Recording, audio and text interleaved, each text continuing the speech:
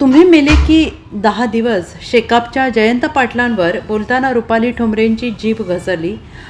अंजली दमानियांना शूर्पणखीची उपमा. राष्ट्रवादीचे प्रमुख नेते दिवंगत उपमुख्यमंत्री अजित पवार यांच्या निधनानंतर महाराष्ट्रावर शोककळा पसरली असून अद्यापही त्यांच्या अकाली जाण्याचे दुःख लाखोंच्या मनात आहे. मात्र त्यानंतर सुरू असलेल्या राजकीय वातावरणावरून राजकीय टीका-टिप्पणी सुरू आहे. त्यातच सुनेत्रा पवार यांनी घाईघाईत उपमुख्यमंत्रीपदाची शपथ घेतल्यावरून काही नेत्यांकडून टीका होते आहे. तर सामाजिक कार्यकर्त्या अंजली दमानिया यांनी थेट प्रफुल्ल पटेल, सुनील तटकरे, पार्थ पवार यांचे नाव घेत खळबळजनक आरोप केला आहे. त्यावरून आता राष्ट्रवादीकडूनही पलटवार केला जातो आहे.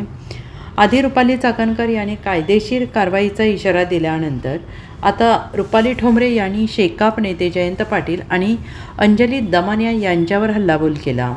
उपमुख्यमंत्री पदाचा शपथविधी 15 दिवसांनी घेतला असता तर काय बिघडले असते, असा सवाल शेतकरी कामगार पक्षाचे शेकाप नेते जयंत पाटील यांनी केला होता. त्यावरून आता राष्ट्रवादीच्या रुपाली ठोंबरे यांनी पलटवार केला आहे. राजमाता माँसाहेब जिजाऊ, अहिल्यादेवी होळकर,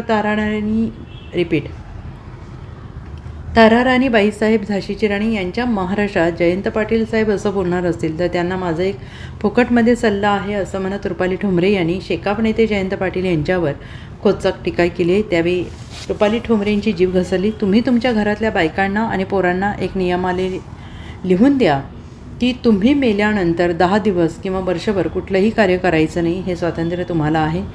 या शब्दात रुपाली ठोंबरे आणि जयंत पाटील यांना प्रत्युत्तर दिले. सुनेत्रा वहिनीबद्दल बोलायचा अधिकार तुम्हाला नाही.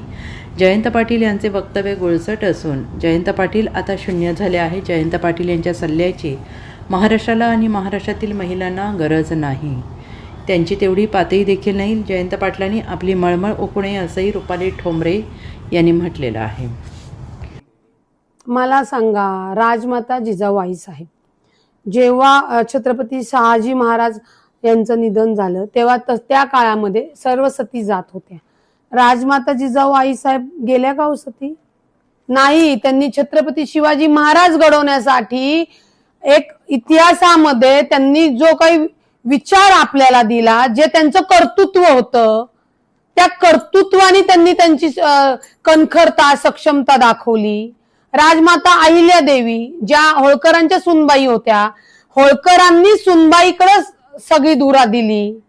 झाशीची राणी, ताराराणी राजमाता की सगळे घरातले पुरुष निधन पावले न खचता मुघलांना वर्षभर झुलवणाऱ्या आपल्या सक्षमतेने आपल्या महाराष्ट्रासाठी, मावळ्यांसाठी, सेनापतींसाठी, स्वराज्यासाठी उभ्या राहिल्या.